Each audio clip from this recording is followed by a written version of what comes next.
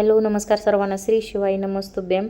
हे बघा, हे पुण्यातील सर्वात छान आणि सुंदर असं शिवमंदिर आहे. हे धारेश्वर शिवमंदिर खूप सुंदर आणि निसर्गरम्य वातावरणातील हे एकमेव असं मंदिर आहे की ते आल्यानंतर मनाला खूप प्रसन्न वाटतं. जसं की शिखर शिंगणापूरमधील मोठा महादेव आहे त्याचंच हे प्रतिरूप मानलं जातं. असे हे एकमेव मंदिर आहे की या ठिकाणी 2 शिवलिंग आहेत.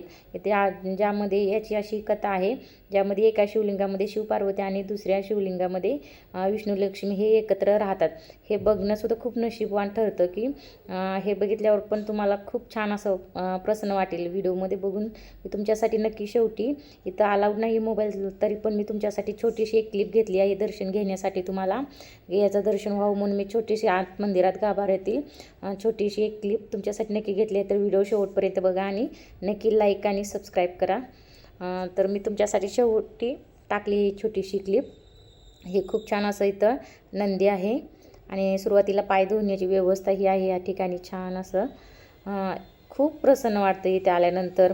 असं शांत आणि खूप निसर्गरम्य वातावरण आहे. पूर्ण चारी बाजून्याच्या झाड वगैरे खूप जास्त आहेत आणि इथं आल्यावरती मी दुपारच्या वेळेस गेल्यामुळे इथं शांत खूप आहे वातावरण. एक अगदी सुंदर असं मनाला प्रसन्न वाटणारं वातावरण आहे.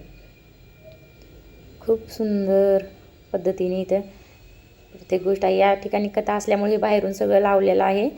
तर बाकीच्या वेळेस आपण ज्यावेळेस या ठिकाणी येतो तर असं ओपन पूर्ण मन मोकळेपणाने इथं आपल्याला प्रत्येक गोष्ट पाहता येते.